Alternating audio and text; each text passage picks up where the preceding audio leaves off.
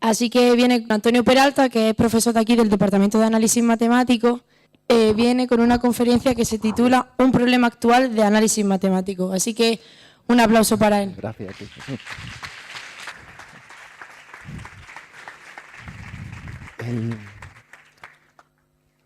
El puntero.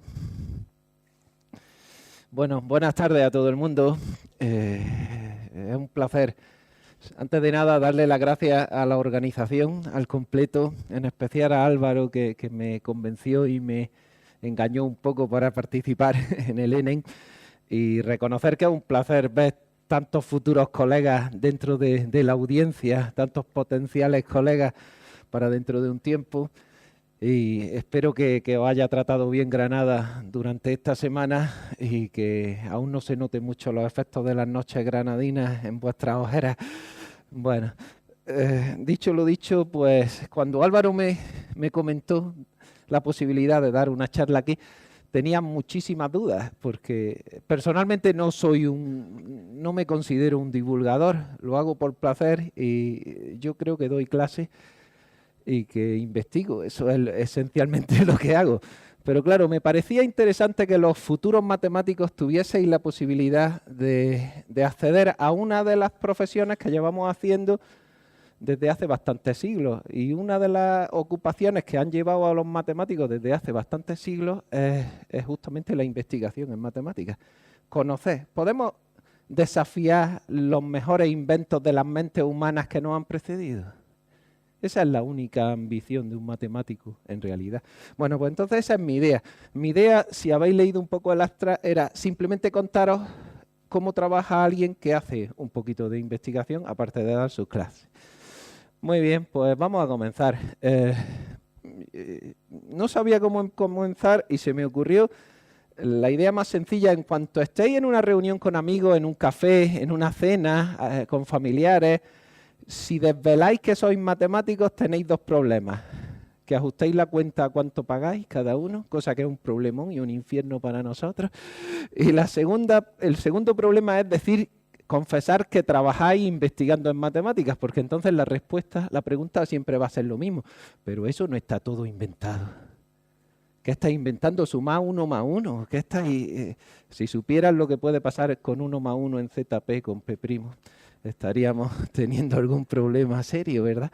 Bueno, pues aparte de todo eso, a pesar de todo, pues yo creo que en los últimos, por ejemplo, 4 siglos, ha sido nuestra principal ocupación, ¿eh? Ahora hay Big Data, hay bancos, hay consultorías y hay muchas otras cosas.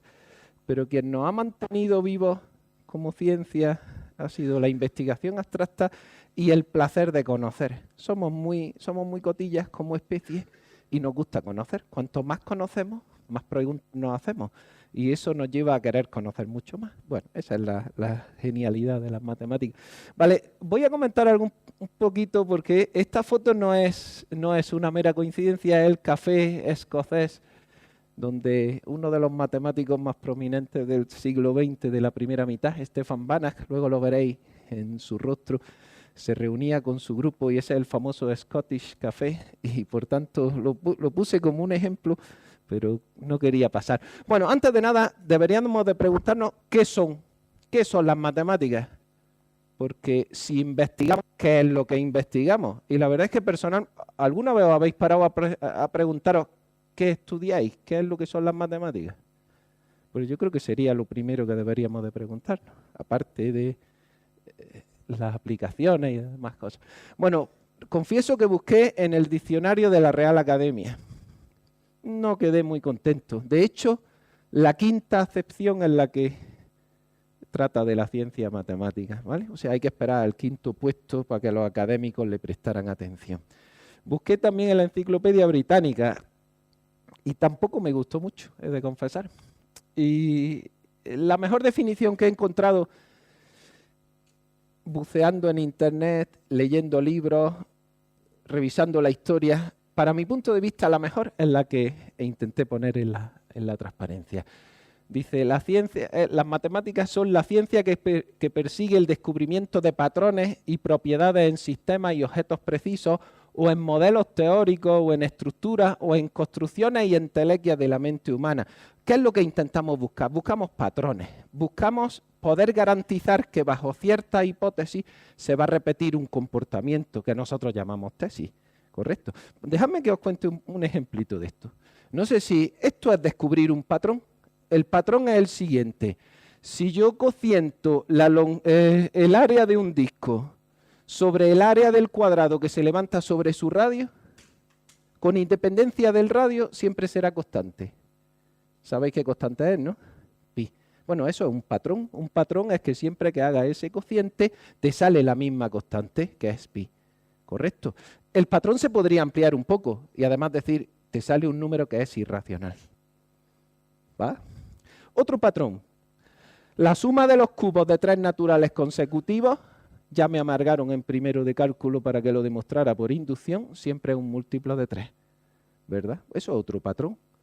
En eso nos dedicamos nuestro tiempo a buscar patrones que van a repetir. El tercero de los mismos, pues yo creo que tiene nombre propio y ni siquiera lo voy a comentar. Se llama Teorema de Pitágoras y dice que en geometría euclidia, en un triángulo rectángulo, la suma de los cuadrados de los catetos siempre vale la hipotenusa al cuadrado, ¿verdad? De nuevo es un patrón. ¿Qué es lo que buscamos? Buscamos encontrar sucesos que se van a repetir bajo unas determinadas hipótesis, patrones. Nos gusta mucho esas cosas. Eso es lo que más nos gusta a los matemáticos. Bueno, hay una novedad que introducen los griegos. Matemáticas, tenemos constancia de que se han desarrollado en más de 5.000 años. Eso es con seguridad. Pero los griegos introducen una novedad que cambia todo. Los griegos introducen la necesidad de que aportemos pruebas basadas en la lógica, en el razonamiento, de forma abstracta. No podemos comprobar que la suma de 1 al cuadrado más, de 1 al cubo más 2 al cubo más 3 al cubo te da un múltiplo de 3. Y lo mismo para el 5, 6, el 7 o el 8, el 9 o el 10. Porque por muchos que probemos, siempre estaremos dejando una cantidad infinita sin demostrar, ¿verdad? El argumento requiere de un proceso abstracto que nos permita garantizarlo para todos los naturales. No sé si os acordáis. Bueno, pues eso es una invención de los griegos. Y la demostración del teorema de Pitágoras no significa que Pitágoras sea el primero. Ternas pitagóricas ya hay en Babilonia, ternas pitagóricas ya hay en China, ternas pitagóricas ya hay en Egipto. Pero los primeros que se toman la molestia de demostrarlo para cualesquiera longitudes de los catetos son los griegos. Vale, esa es la novedad. Bueno, solo estoy haciendo... Vale, ahora os voy a proponer una pregunta. Como es tarde, estáis cansados, yo pongo 2 listas de adjetivos, ¿verdad? Uno en azul y otro en rojo. Si os pregunto de las 2 columnas, ¿qué os gustaría, qué asociaríais más con las matemáticas? La columna de la izquierda contiene racionalidad, frialdad, prudencia, mesura, abstracción, ¿va? La columna de la derecha contiene pasión, intuición, irracionalidad, fe, belleza, vocación, aplicación. Vale, hacemos un juego de ¿cómo se llama? Obtención de datos. ¿Quién mayoritariamente apostaría por la columna de la izquierda? Yo creo que estaríamos casi todos en la izquierda, ¿no? Sois matemáticos, ¿va? Incluyendo los defensores de la física, cosa que admito. Vale. Bueno, pues incluyéndome a mí, tengo que al final claudicar y tengo que reconocer que las matemáticas son todo. No puedo, incluso contra mi propio gusto y lo que sería mi propio deseo, las matemáticas son la reunión de todo. Quiero decir, las matemáticas a veces son la doble dualidad de conceptos que creemos opuestos, pero que conviven en nuestra ciencia. O sea, son una especie de Dr. Jekyll y Mr. Hyde, son el dios Apolo y el dios Dionisio, donde Apolo sería el gusto por la rectitud, la regla y la perfección, y Dionisio o Baco sería el de las noches de Granada, ¿vale? Correcto. Bueno, también son el yin y el yang, y también son 2 categorías, en una de las cuales el 0 es primo, como bien Eva os intentó convencer, os intentó engañar, y en otra de las mismas el 0 no es primo, como es la realidad, ¿vale? Pero todo eso son matemáticas, no vamos a engañarnos, esas cosas no podemos. Bueno, y por último, pues también son puras y aplicadas, ¿vale? Bueno, una cosa, quería convenceros de que este adjetivo de aquí, de que belleza, pues también está dentro. ¿Por qué no? ¿Por qué no? Mira, yo voy a citar a un filósofo. Yo creo que por lo menos algún dolor de cabeza esperándole en selectividad os tiene que sonar, ¿no? Se llamaba Immanuel Kant, y cuando hablaba de lo que es el juicio estético decía una cosa, este hombre tenía una capacidad de raciocinio maravillosa, y defendiendo la estética dijo: el juicio estético está dictado por el placer que se espera conseguir del objeto como tal, al margen de cualquier otra consideración. Un juicio estético es puro solo si la persona es completamente independiente de cualquier finalidad que quiera obtener del objeto. O sea, la definición de Kant es perfectamente aplicable a lo que serían matemáticas puras. Solo queremos conocer su belleza por conocerla. No queremos extraer ninguna aplicación sobre el momento de las mismas, aunque luego lo tengan. ¿Vale? Para muchos, bueno, aquí tenéis una aparición de Immanuel Kant. Como ya he comentado, para muchos matemáticos la definición de las propias matemáticas son simplemente una nueva forma de arte, una actividad creativa, donde podemos compararla para muchos matemáticos, además de los buenos, de los famosos de la historia, podemos compararla tanto con la poesía como con la pintura o con muchas de las artes libres. Vale, os voy a poner un par de ejemplos. Todo esto es simplemente para fijar lo que estudiamos, ¿no? Porque yo creo que sería interesante que no sepamos solo definición, lema, proposición, teorema, corolario y algún ejemplito, sino que algo más. Vale, pues mira, esta frase o este juicio se lo he tomado prestado a Bertrand Russell. En un tiempo fue muy famoso, y la verdad es que el juicio me gustó muchísimo, y dice: la matemática posee no solo la verdad, sino también belleza suprema, una belleza fría y austera como aquella de la escultura, sin apelación a ninguna de nuestra naturaleza débil. No sé si lo entendéis. La última es todavía más verdad. El verdadero espíritu del deleite, que es el criterio con el cual se mide la más alta excelencia, puede encontrarse tanto en la matemática como en la poesía. O sea, Russell, que fue, aquí lo tenéis en una imagen, Bertrand Russell durante un tiempo ocupó bastantes portadas de periódicos, fue muy famoso. De hecho, es filósofo, matemático y escritor británico, y ganó el Premio Nobel de Literatura en 1950. No sé si os imagináis con quién compartió algunos de los patios en Oxford y en Cambridge, con Hardy. Vale. Hardy, en 1940, escribió un libro que se llamaba Apología de un matemático. El libro es precioso. Si alguna vez tenéis un verano con tiempo libre, yo os recomendaría leerlo. Creo que hay una nueva edición en castellano de este año. Y Hardy defiende la matemática como una ciencia pura basada en la belleza como parámetro fundamental para medir los resultados, sin contaminación posible por ninguna aplicación. Eso es el ideal de matemática perfecta para Hardy. Hay una frase preciosa que dice: los patrones de un matemático, como aquellos de un poeta o de un pintor, deben de estar en la belleza. Las ideas, como los colores o las palabras, deben de encajar de una forma armoniosa, al igual que lo hacen en un cuadro o en un poema. O sea, para Hardy, la contaminación de necesitar buscar una aplicación era completamente innecesaria. Bueno, aquí tenéis, esto es otro dato curioso. Solo se conservan en la actualidad 5 fotografías de Hardy. Esta es una de ellas. Era enemigo de los espejos y de las fotografías. Por tanto, solo hay 5 de las mismas que hayan llegado a nuestro tiempo. Y no hace 200 años que se murió, o sea, de la primera mitad del siglo XX.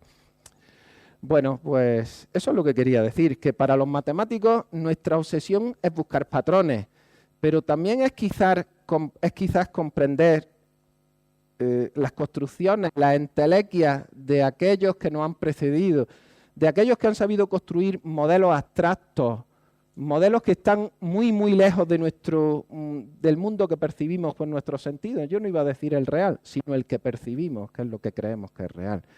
¿Vale? Entonces, yo creo que eso es lo que más nos gusta. Nos gusta sentirnos desafiados por lo que las mentes del pasado inventaron o dejaron sin resolver e intentar aportar algo nuevo. ¿Vale?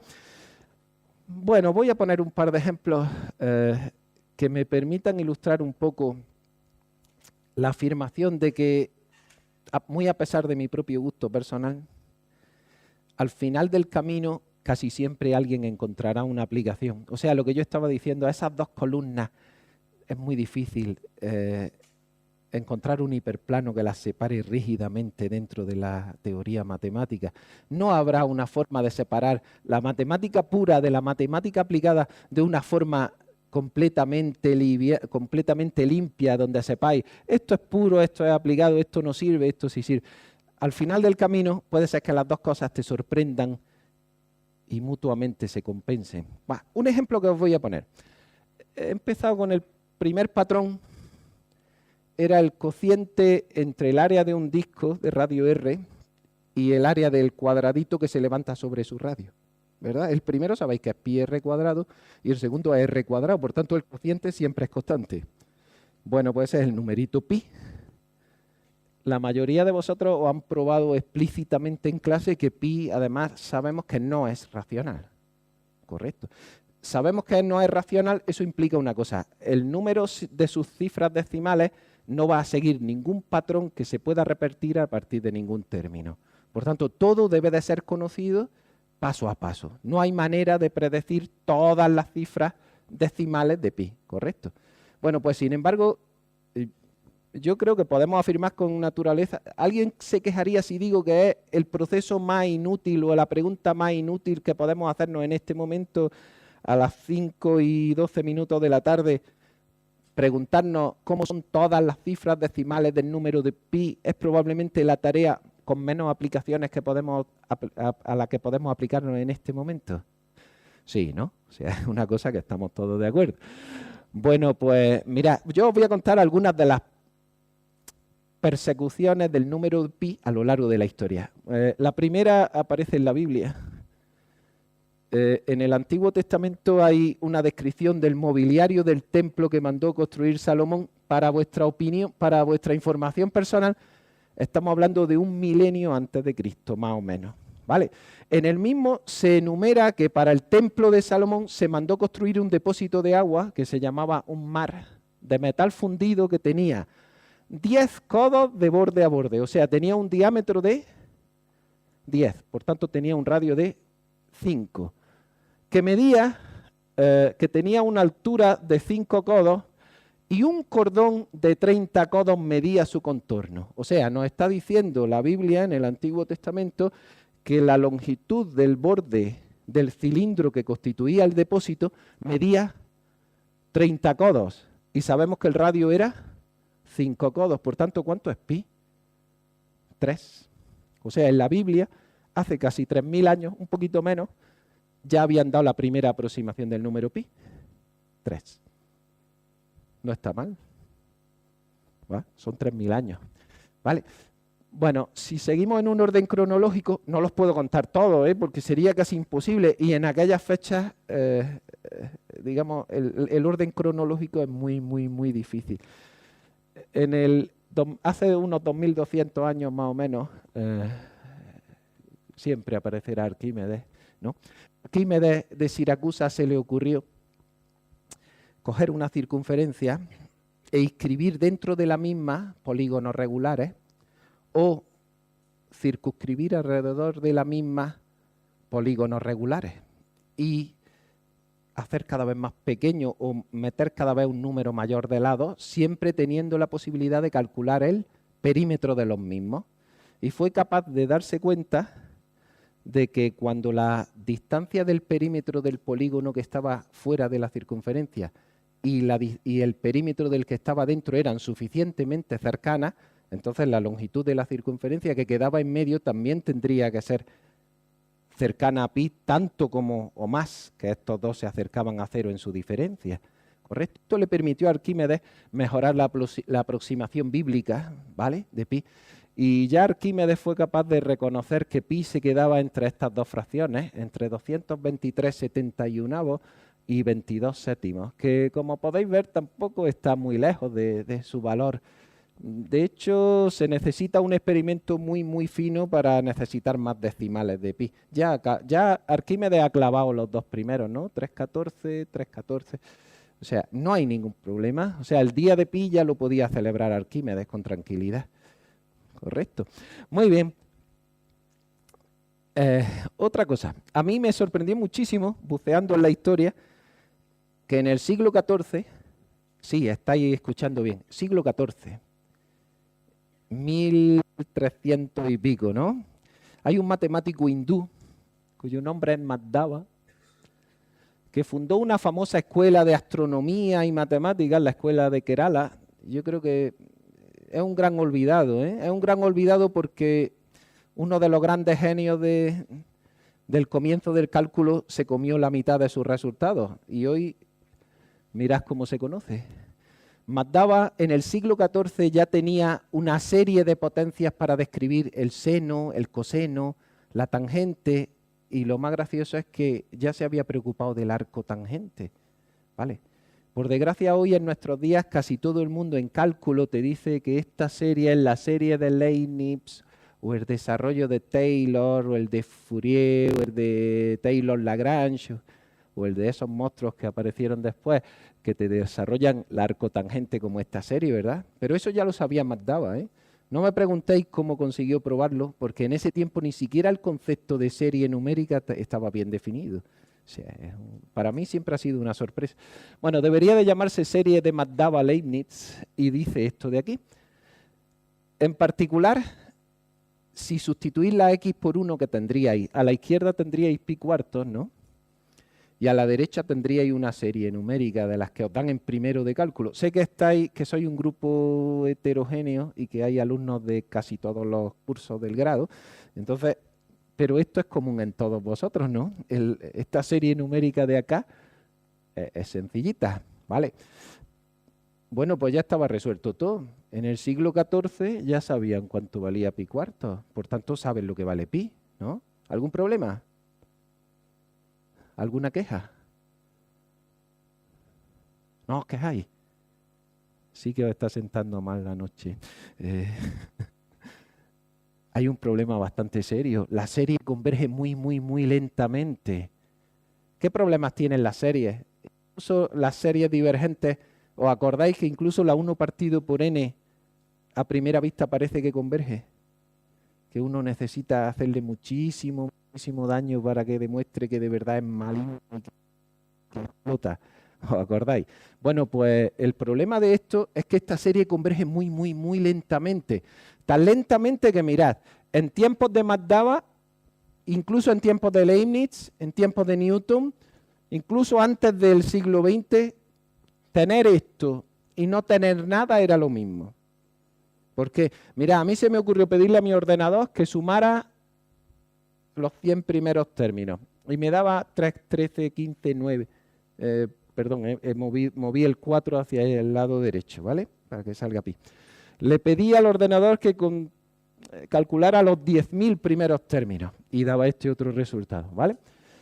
Y le pedí a mi ordenador, que como podéis deducir tampoco es muy bueno, que calculara los primeros 100.000 términos de la serie y los sumara.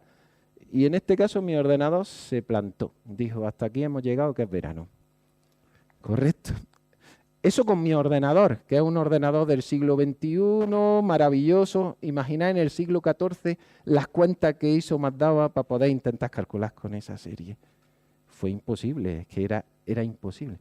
Vale, bueno, os voy a contar un poquito de la historia. Newton calculó varias docenas de decimales de pi.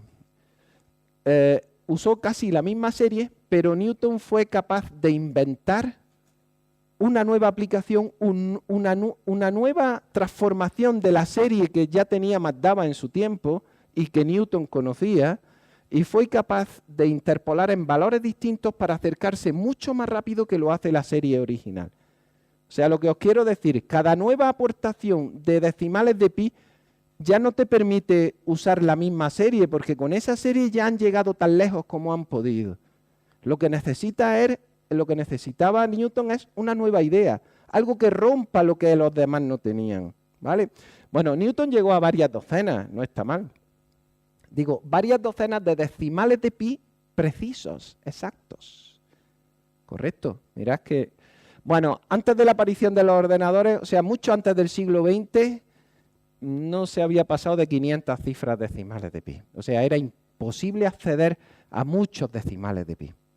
Ahora, la aparición de los ordenadores hace que pase lo siguiente. Para 1949 ya teníamos 2000 cifras exactas de pi determinadas con exactitud. En el 61 ya teníamos 100.000 dígitos de pi precisos. El millón se alcanzó en el año 73 con exactitud. Los ordenadores crecía su velocidad y podíamos ir dándole más términos a la serie de McDowell. Y hoy en día lo que conocemos son varios billones, con B, de cifras decimales exactas de pi. Ojo, el número pi no lo conocéis, ni vosotros ni yo mismo.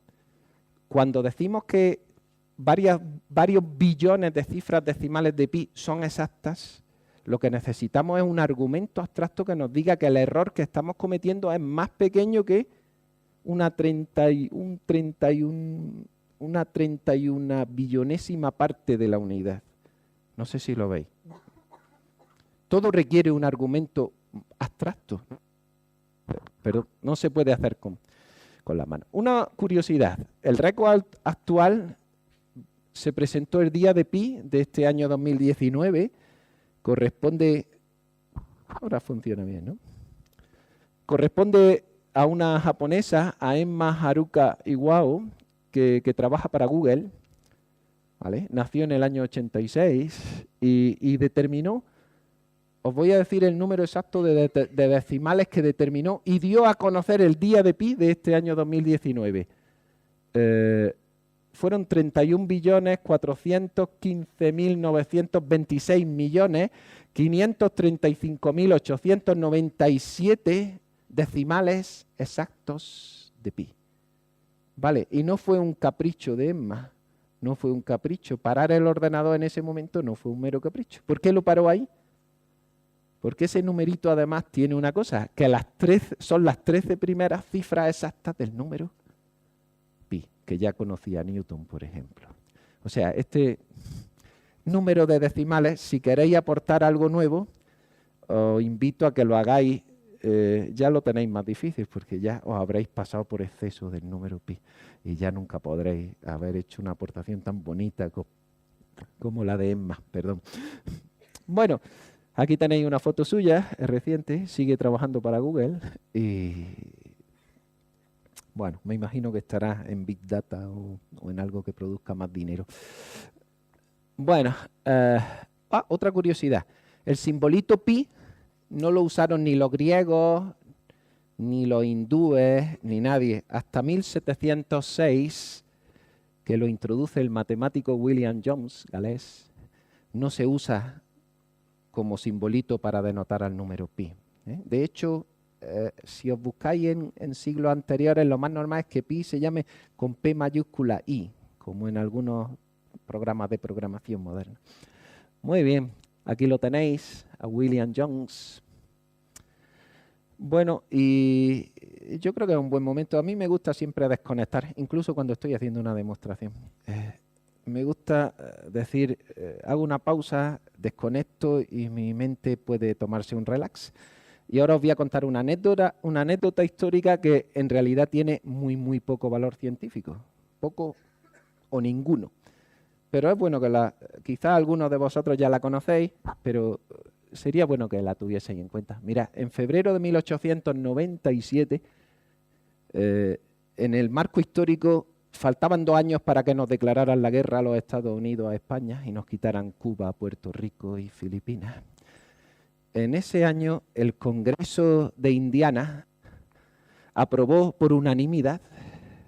A mí de vez en cuando me gusta aplicar criterios de votación abierta y de inscritos e inscritas en mis clases, y a veces hemos aprobado por unanimidad, igual que hicieron los de Indiana, que la serie 1 partido por n converge y converge a 5. No hay ningún problema. Eso ha dicho los inscritos. Bueno, en cualquier caso, en aquel momento el Congreso de Indiana, a petición de un famoso médico, que ya era famoso en su tiempo, ahora sigue siendo famoso, pero ya no por la medicina, se llamaba Edward Johnston Goodwin, quien se le ocurrió un buen día que la mejor aproximación del número pi era 3,2 y que eso iba a suponer un potencial de supremacía para todos los científicos norteamericanos en el resto de la historia. Lo aprobó el Congreso del Estado de Indiana y además lo patentó con la esperanza de invadir a todos los demás países que intentaran usar la patente de 3,2 para sustituir al número pi. Vale.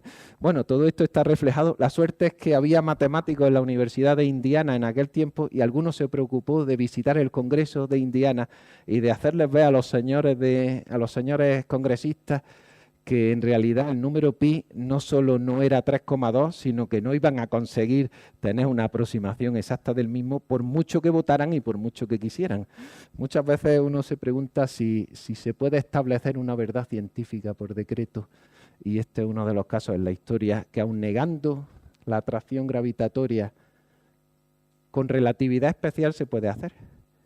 Pero con votos de inscritos e inscritas creo que es difícil, ¿vale? La naturaleza se puede oponer. Bueno, pues, ¿cómo comencé esto? Comencé con este ejemplo pensando que era, ¿qué? Una de las preguntas y uno de los procesos, una de las tareas más inútiles que podemos acometer esta tarde, ¿verdad? Conocer el número de decimales de pi de forma exacta. ¿No os prometí eso al principio? Estabais todos de acuerdo conmigo, incluso los mayores aplicados que estén presentes en la sala, ¿verdad? Sí. No, tú eres teórica. Bueno, ¿seguís de acuerdo? ¿Va? ¿Seguís de acuerdo con la afirmación? ¿No? Yo creo que no hemos cambiado de parecer. Bueno, pues os presento el test de velocidad de las CPU de vuestros telefonillos móviles, de los ordenadores modernos y de los equipos de IBM cuando los testean antes de salir al mercado. ¿Sabéis quién le hace la prueba de si son buenos, rápidos y estables? ¿Quién se la hace? Se la hace el número pi. Se le obliga a calcular cifras decimales exactas de pi.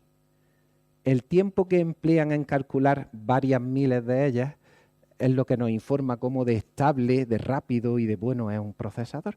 Y los tenéis en vuestro telefonillo. Los que estáis jugando ahora mismo al Clash Royale o al Brawl Stars y a todas esas cosas, pues que sepáis que para que antes de que estuviese en vuestras manos, pasó por el test del número pi. Tan inútil como yo lo defendía, como aplicado, como por desgracia resultó. ¿Va? Bueno, otro ejemplito, vale, voy a seguir con otro ejemplo. Al final del asunto lo que quiero proponeros es una especie de un problema actual, no olvidéis, pero antes quiero que pasemos un poquito por la historia y por las matemáticas. Otro ejemplo notable, yo no sé si habéis escuchado, ayer Bert Jansen habló del espacio R4, ¿no? Él le llamó el espacio de Minkowski. Yo estaba por ahí presente en la sala, ¿vale? No sé si os intentó convencer, que os convenció plenamente, ¿no? Que la cuarta dimensión, que era el tiempo, y que todo era susceptible de cambio, ¿no? No había nada eterno, ¿correcto? Bueno, pues mira, a Hamilton le pasó lo mismo. Bueno, os voy a intentar convencer una cosa, porque a mí, os voy a confesar otra cosa. La primera vez que me expuse a los números complejos, me acomplejaron. Digamos, eso de que alguien se inventara un ente abstracto llamado I, que había venido de Marte, de otro planeta, ¿vale? Y que caía para resolvernos la ecuación x² más 1 igual a 0, ¿verdad? A que no tenía otra expectativa aquello. Era una entelequia, era perseguir un dragón rosa, ¿vale? Lo de dragón os lo tragaríais, pero ya rosa no os gustaría tanto. Bueno, pues mira, a Hamilton le pasó lo mismo. Vale.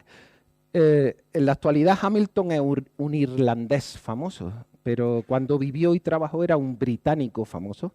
Trabajó en el Trinity College en Dublín y y se preocupó durante mucho tiempo, estuvo más de 20 años intentando buscar una forma algebraica de describir todos los giros alrededor de un eje en el espacio tridimensional, ¿vale? Hamilton era muy conservador, ¿no? Él no intentaba poner R4. De hecho, estuvo 20 años evitando R4, porque él tenía claro, igual que vosotros, que vemos en 3 dimensiones, y la cuarta parece una entelequia innecesaria, ¿correcto? Bueno, a él le pasó lo mismo. Bueno, yo voy a intentar convencer. En el plano real, en R2, todos los giros se pueden construir de una forma muy precisa y es muy fácil hacerlo. Mira, yo voy a intentar convencer.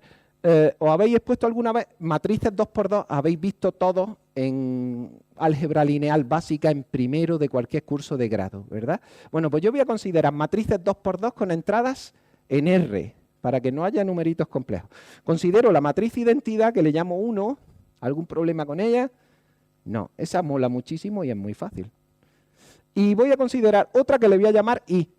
Y va a ser la 0 menos 1, 1, 0. ¿Correcto? Esta segunda de la derecha no ha venido de Marte, ¿no? ¿Correcto? De hecho, estaba en mi clase de geometría 1 o álgebra lineal 1, por tanto, no vino de Marte.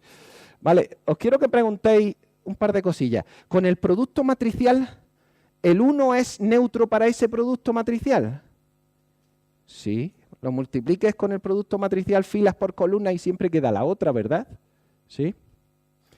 Y cuando hacéis I al cuadrado, ¿qué queda? Queda menos 1. ¡Ay, maravilloso! No tengo que importarlo de Marte. Había 1 en la Tierra, ¿correcto?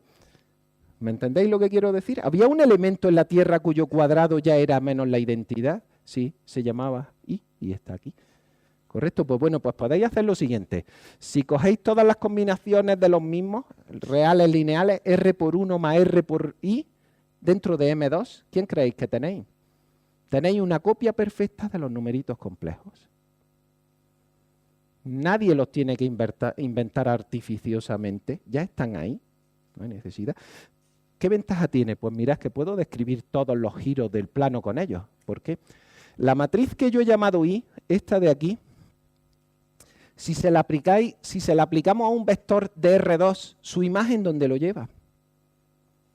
Al que corresponde con su giro de ángulo pi medios en sentido contrario a las agujas del reloj. Es muy fácil verlo. Cambia los ejes que están así, los pone así. Por tanto, lo que ha girado es pi medios en sentido contrario a las agujas del reloj, ¿vale? Bueno, pues si queréis mejorar la situación y controlar mucho más los giros, pues podéis hacer lo siguiente. Cogéis la combinación lineal, coseno por 1 más seno por esta I. ¿Y qué queda? Queda esta matriz que tenéis ahí. Tenéis coseno, seno, menos seno, coseno, y la he descrito por columnas. Correcto. ¿Y quién corresponde con esta matriz?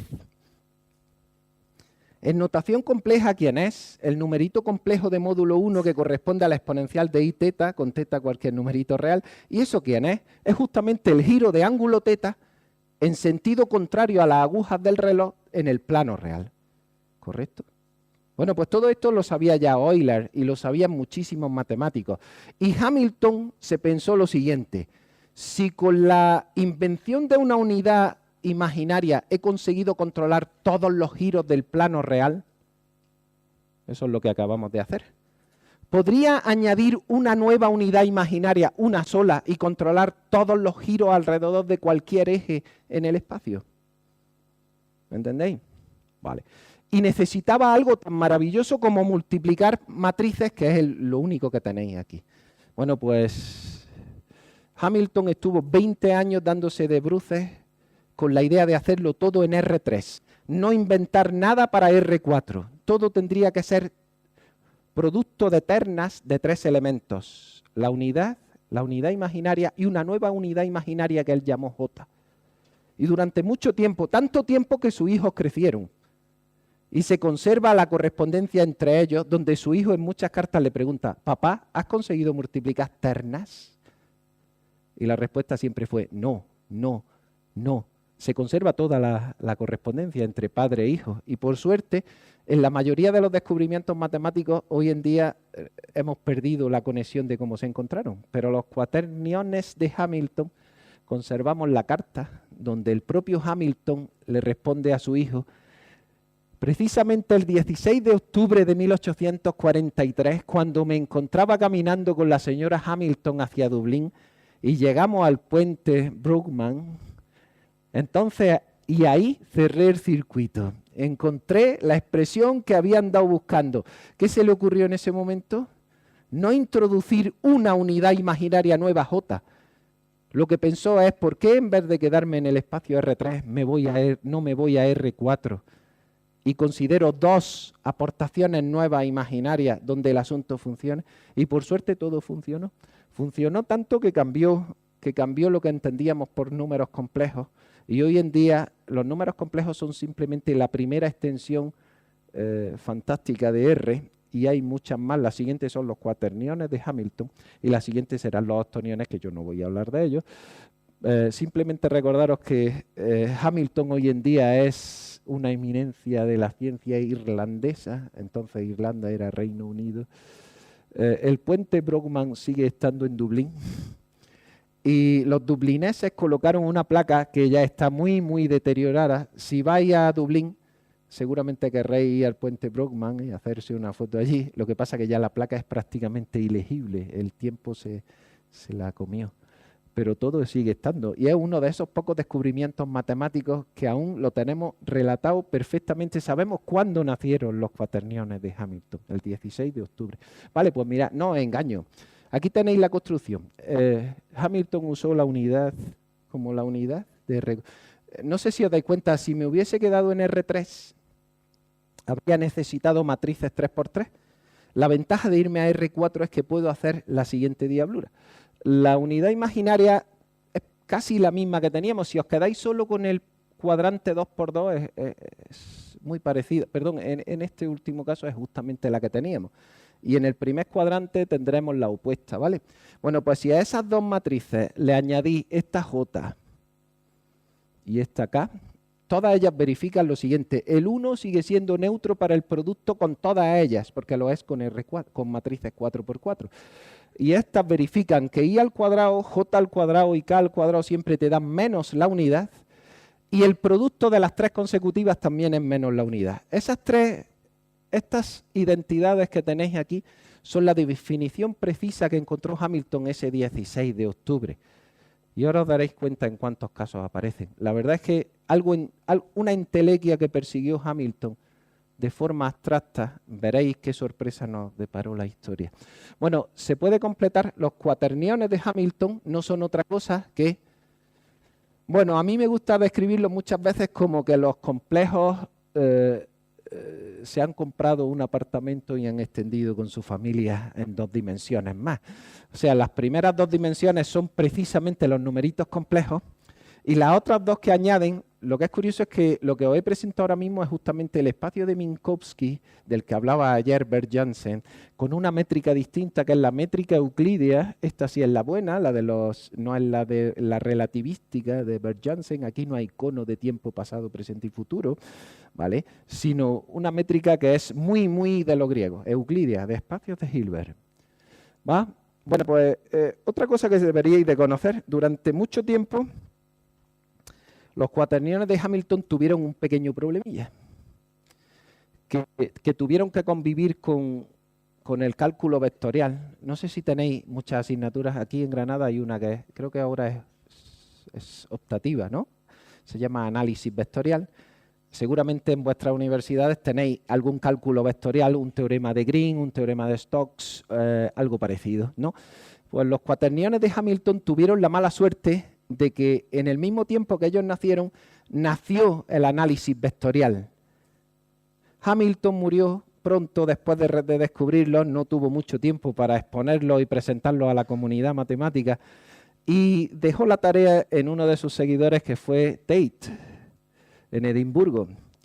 Pero tuvo la hostilidad enfrente de Lord Kelvin, William Thomson, quien prefería el análisis vectorial moderno que estudiáis vosotros. El teorema de Gauss, el de Green, el de Stokes, todo eso.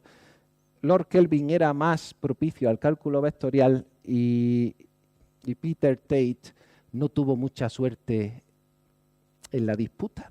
digamos, el segundo fue Lord Kelvin y el primero es simplemente Tate, ¿vale? Sin embargo, la historia, como siempre, se encarga de cambiar la realidad, ¿no? ¿Estáis todos de acuerdo conmigo que no parece que haya nada más inútil que intentar encontrar una extensión abstracta de los numeritos complejos, ¿verdad? Nada más inútil. Bueno, pues, bueno, se me olvidaba. Tate a la izquierda, Lord Kelvin a la derecha. Pues bueno, la sorpresa es que las fórmulas que Euler tenía claras para describir los giros con respecto a un eje en R3, cuando se aplican en navegación, producen problemas, y producen problemas serios, porque hay veces que despegas con un avión y justamente por ese famoso transporte paralelo hay un momento en que el cálculo de Euler falla, de Euler, correcto. Sin embargo, lo que había estado durante casi 150 años abandonado, sin ninguna aparente utilidad, apareció y juega un papel indispensable. Hoy en día los cuaterniones de Hamilton se usan en las computadoras de vuelo de los aviones. ¿Cómo se usan? No es que veamos el espacio R4 con el tiempo, no. Es que embebemos R3 dentro de R4 con una componente nula. Ahí aplicamos el giro con el eje que nos dé la gana. Ese giro es tan sencillo como una multiplicación matricial elemental que un ordenador hace en segundos y volvemos a proyectar hacia R3 donde tenemos la imagen del girado correspondiente. Todo eso lo hacen los cuaterniones de Hamilton en segundos. La mecánica vectorial de Euler y de Lord Kelvin necesitaría millones de nuestros ordenadores y aún así se bloquearía. Resultado de la operación. Hoy se usan en computadoras de vuelo, lo usa la NASA en la mecánica orbital de sus satélites y eso está incluso libre para que podáis verlo en Internet. Se usan en robótica y en visión por ordenador. Se usan en los jueguecitos que estabais haciendo hace unos minutos, en el Clash Royale y todo lo que queráis que gire y que tenga gráficos y vaya de una forma rápida, llevará los cuaterniones de Hamilton dentro porque el cálculo es infinitamente más sencillo. Y bueno, en el cine, para engañarnos, también, como ya he comentado, lo que descubre es una conexión con el espacio de Minkowski. Se usan en relatividad, se usan en mecánica cuántica y se usan en electromagnetismo.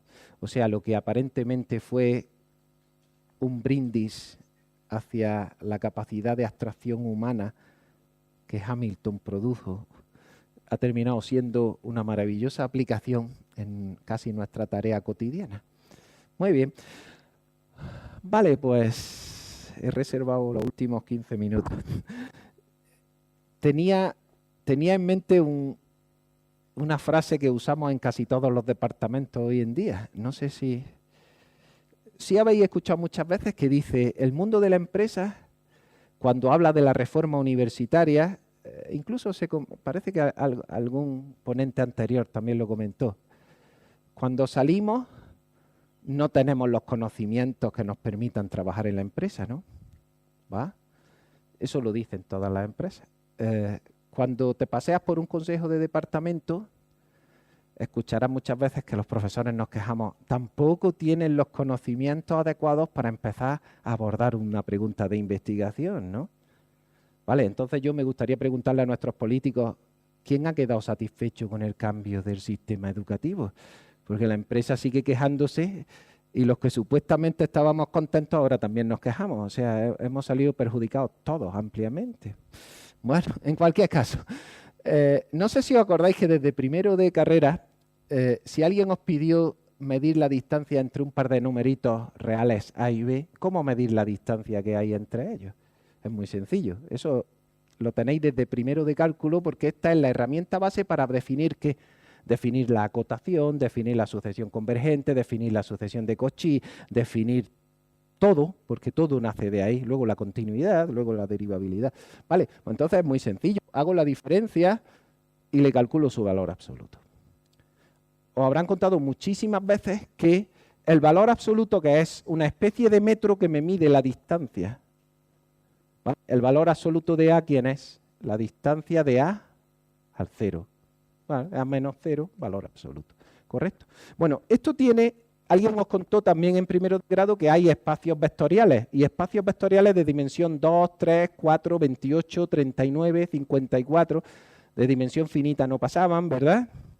Todos tenían bases o daban aplicaciones lineales que eran matrices, todo eso lo hacían maravillosamente. Bueno, pues yo os comento lo que es. Sé que aquí hay alumnos que esto lo conocen sobradamente, pero por si hay alguien de primero o segundo de grado, comentar una cosa. La forma de medir distancias en R tiene una versión más abstracta para espacios vectoriales. Suponéis que tenéis un espacio vectorial. No os lo voy a recordar. ¿Qué es un espacio vectorial? Es un conjunto con dos operaciones. Una es la suma de vectores y otra es el producto por escalares, que verifican 8 axiomas, ¿verdad? Que me tengo que saber de memoria y luego lo de subespacio y todas esas cosas. Bueno, pues una maquinita de medir distancias de aquí le llamamos norma. Norma es una especie de metro y no es otra cosa que una aplicación de X en R verificando estas tres propiedades. La norma de un vector es 0 si solo si el vector es 0. La segunda es la que se llama desigualdad triangular. La norma de una suma de dos vectores es menor o igual que la suma de sus normas. Esto es igual que el valor absoluto, ¿verdad? Y por último me dice que si a un vector X lo multiplico por un escalar alfa del cuerpo, entonces la norma de alfa X es el módulo o el valor absoluto de alfa por la norma de X, ¿vale? Aquí se me ha colado K, K simplemente será R, no quiero que sean complejos, ¿vale? Bueno, pues eso es lo que es una norma en un espacio vectorial. Si tenéis norma, la norma es precisamente ¿qué? Juega el mismo papel que jugaba el valor absoluto. Me permite medir distancia. ¿Cómo mido la distancia entre dos vectores A y B? Pues simplemente cojo A menos B, le pongo su norma, eso me da un numerito que tiene que ser positivo y me dice quién es la distancia entre ellos. ¿Correcto? ¿Vale? Una vez que tenéis distancia se pueden hacer todo lo que hacía INR. ¿Os acordáis de lo que definía INR con la norma? Pues definíais acotación, definíais sucesión, sucesión acotada, sucesión convergente, sucesión de Cauchy y jugabais con todos esos conceptos, ¿vale? Bueno, pues eso se puede hacer sobre un espacio normado cualquiera. Un espacio normado será un par, son dos entes. X, que es un espacio vectorial, que es una estructura puramente algebraica, que tiene un metro para medir distancias que se llama norma. Bueno, pues ese par junto se llama un espacio vectorial y esto es una norma sobre X. Bueno, pues de esta forma podríamos definir, ¿os acordabais que en R toda sucesión de Cauchy, ¿cómo era? Convergente. Y toda convergente era de Cauchy, son conceptos equivalentes, ¿vale? Con la misma definición en mano de sucesión de Cauchy, cambiando el metro valor absoluto por el metro norma, ¿podríais definir sucesión de Cauchy en un espacio normado arbitrario? Sí. Y ahora la pregunta que trajo de cabeza a los matemáticos durante mucho tiempo es, ¿lo que pasa en R sigue pasando en cualquier espacio normado con una norma? ¿Cualquier sucesión de Cauchy tiene que ser convergente? Pues la respuesta es no. Apenas me dejéis que la dimensión sea infinita, y ahora os presentaré un ejemplo un poco después, ser Cauchy no significa ser convergente, no es suficiente. Se os puede estar escapando el invento de las manos, ¿vale? Bueno, todo esto lo resuelve no hace mucho tiempo Stefan Banach e introduce, él no le llamó espacio de Banach, él simplemente le llamó espacio completo, pero gracias a su nombre permanece ligado en la historia de las matemáticas y aquellos espacios normados donde las sucesiones de Cauchy son convergentes se llaman espacios de Banach. Desde mi punto de vista, aquí tenéis una foto de Stefan Banach. Su biografía personal me permitiría estar hablando 6 horas hoy y no sería suficiente. Simplemente comentar un par de cosas. Desde mi punto de vista, la matemática del siglo XX tiene dos conceptos que son la revolución absoluta. Uno es el concepto de espacio topológico compacto, la compacidad de topología, y el otro concepto es la completud de un espacio normado de dimensión infinita. Ambos conceptos nacen en el primer tercio del siglo XX. La completud es esta. Bueno, decía Evangelina que los malos profesores eran solo definición, proposición, teorema, y los buenos eran definición, ejemplo, proposición, teorema, ¿no? Correcto, aplicación. Corolario. Bueno, mirad, no sé, ayer salió Minkowski, que lo tenemos a la derecha. Bueno, mirad, no sé si se os ocurre, en un espacio de dimensión n, todos sabéis por álgebra básica que se puede identificar con r elevado a n, ¿verdad? Salvo fijar una base, todo es esto de aquí. Bueno, pues fijar un numerito ahora p que sea mayor o igual que 1, pero finito, un numerito real. Y mirad, la aplicación que tenéis aquí es muy fácil. Bueno, es muy fácil una vez que conoces dos desigualdades muy famosas, que son las desigualdades de Hölder y Minkowski, que te dicen justamente que esta expresión que tenéis sobre la pantalla es una norma sobre Rn. Esto me permite definir un espacio normado. En el caso p igual a 2, lo que tenéis es precisamente la norma euclídea o la norma hilbertiana de dimensión finita, de dimensión n. También es frecuente que usemos la norma del máximo. La norma del máximo que la tenéis aquí no es otra cosa que, ¿cómo calculo la norma del máximo de una n-upla, de un vector? Como el máximo de los valores absolutos de sus componentes. Esto también me da una norma sobre Rn. Y la suerte es que ambas son completas. Bueno, aquí tenéis a Hölder en la izquierda y a Minkowski, cuya imagen ya me parece que salió ayer, a la derecha. Bueno, pues mira, hay una cosa que la completud no solo era de R. En realidad, en cualquier espacio normado de dimensión finita, toda norma es completa. Es decir, lo que pasaba en R no es una cosa de R. En Rn, cualquier sucesión de Cauchy es automáticamente convergente. La otra implicación es gratuita. Bueno, y además se sabe algo más. Se sabe que en un espacio de dimensión finita, en Rn, cualquier par de normas que yo te dé se pueden comparar. Se pueden comparar, nosotros decimos que son equivalentes, es decir, una es menor o igual que un múltiplo de la otra. Perdón, aquí hay una errata, esto debería de ser x1, norma sub 1, perdón. Y la otra también es menor o igual que un múltiplo de la una. O sea, la convergencia en una y la convergencia en otra son la misma. No hay diferencia. Bueno, pues mirad, a finales del 19, principios del 20, se empezaron a considerar ecuaciones diferenciales para describir los fenómenos naturales.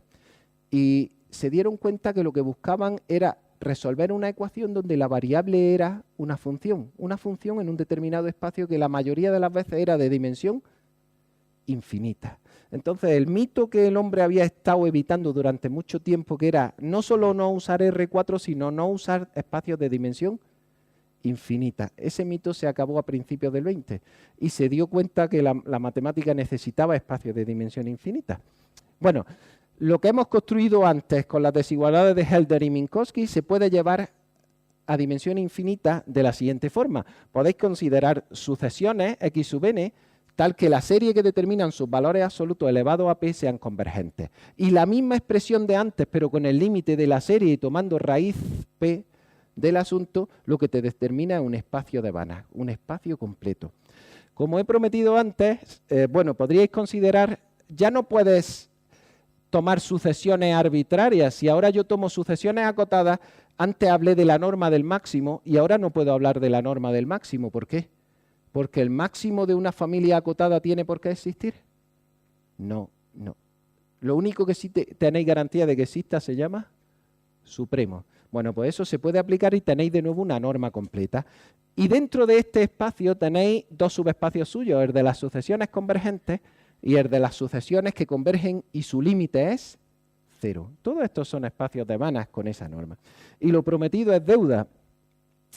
Los espacios de funciones que determinan el nacimiento del análisis funcional, los más clásicos son aquellos de las funciones continuas desde un espacio topológico compacto omega con valores en el cuerpo de los complejos o con valores en R.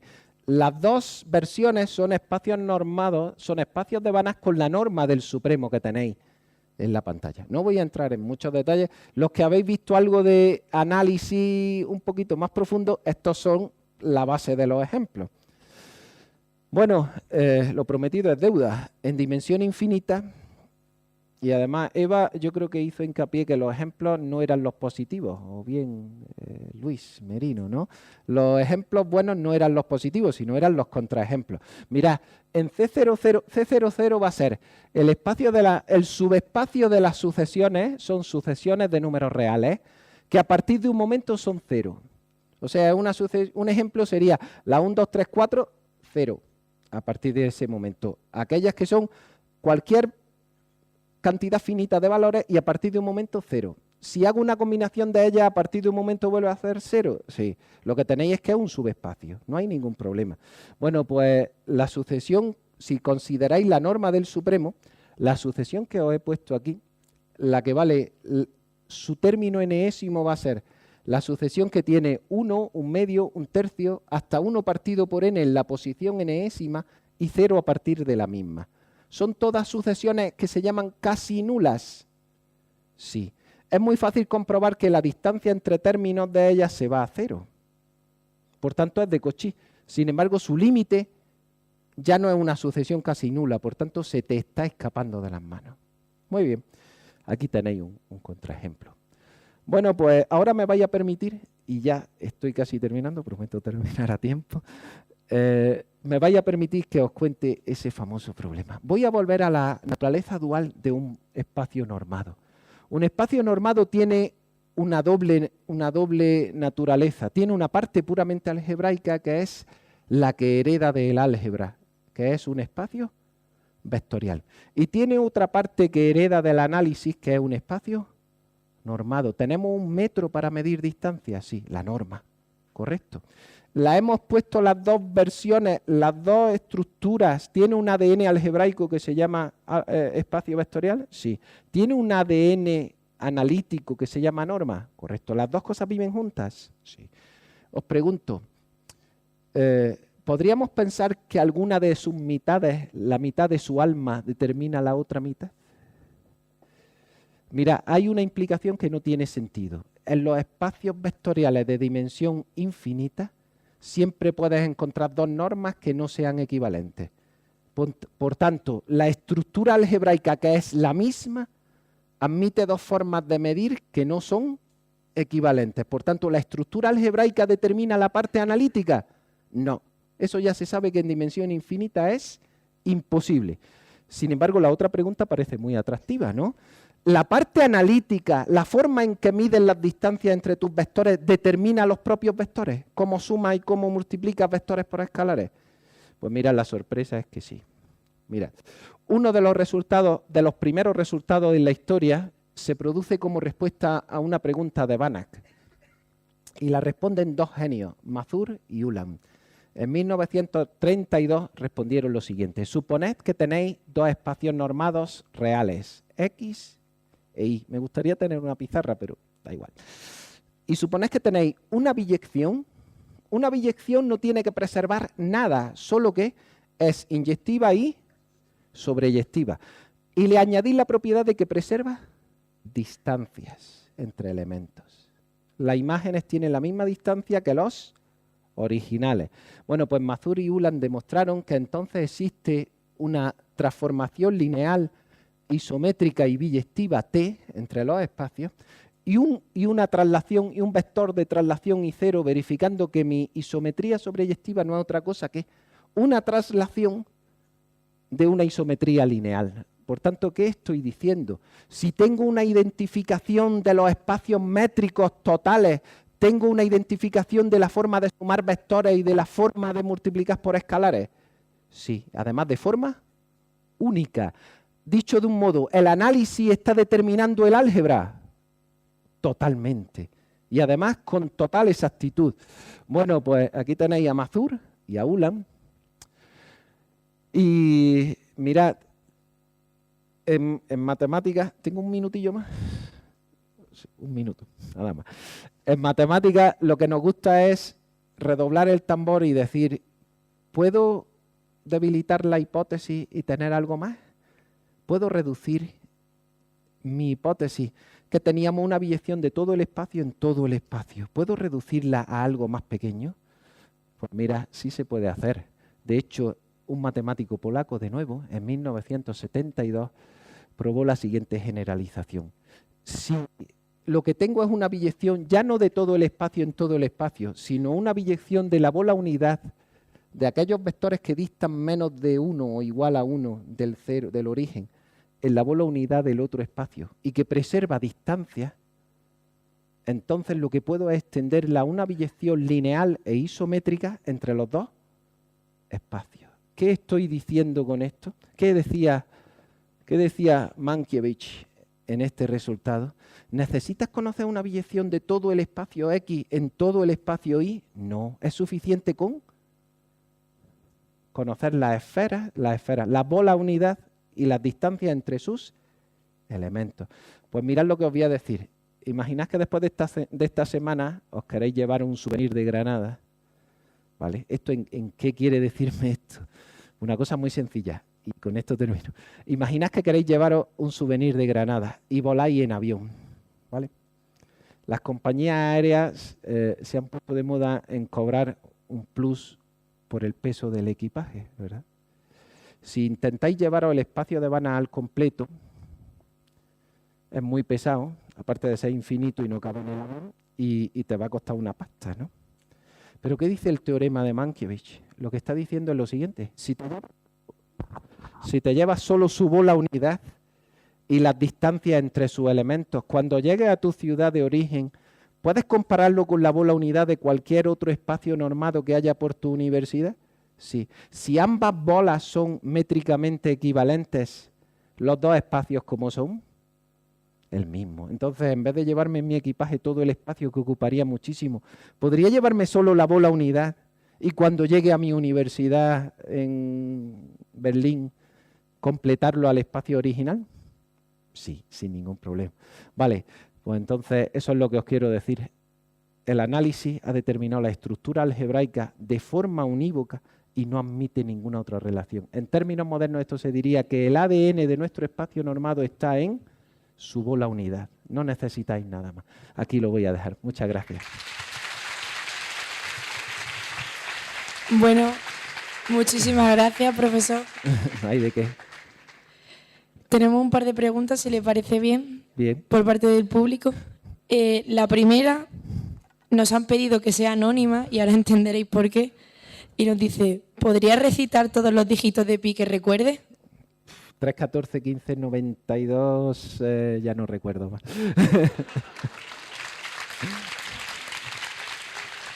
Y bueno, luego tenemos aquí una pregunta de Álvaro y dice, ¿crees que se volverá a ver las matemáticas como un arte para hacer por puro placer, dejando de lado el boom empresarial que hoy en día existe? Se siguen viendo así, por suerte. Minoritariamente, pero se siguen viendo. Y yo creo que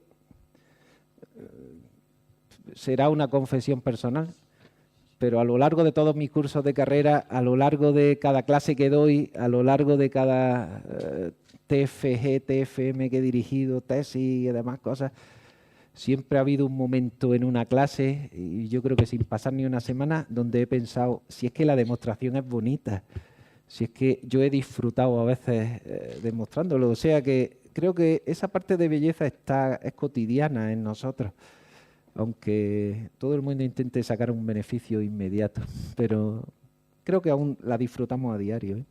Esa es mi opinión personal. Y la sufrimos también de vez en cuando. Así que un aplauso, por favor. Profesor, muchísimas gracias por haber estado aquí. Recibe este regalo de nuestra parte. Muchísimas gracias.